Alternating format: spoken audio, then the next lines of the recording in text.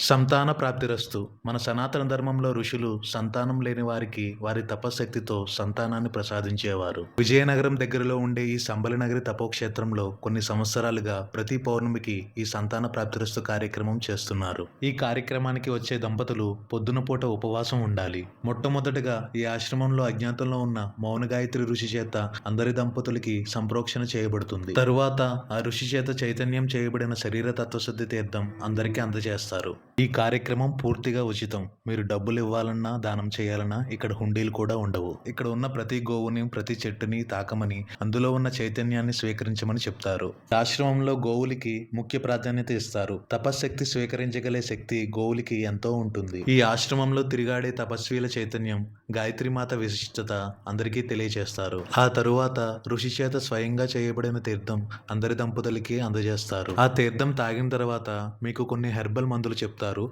అవి మీరు ఎక్కడైనా కొనుక్కుని వాడవలసి ఉంటుంది. సంతాన ప్రాప్తిరస్తు కార్యక్రమంలో ముఖ్యమైనవి మీరు విశ్వసించడం మరియు మందులు సరిగ్గా వాడడం. ఈ ఆశ్రమంలో ఈ కార్యక్రమానికి 100% సక్సెస్ రేట్ ఉంది. అంటే వచ్చిన 100 దంపతులలో 84 దంపతులకి సంతాన ప్రాప్తి కలిగింది. ఈ కార్యక్రమం పూర్తిగా ఉచితం. రిజిస్ట్రేషన్ కోసం ఈ నంబర్ని సంప్రదించగలరు. వట్టి చేతులతో రండి, దైవశక్తితో వెళ్ళండి. ఓం శ్రీ గాయత్రియే నమః.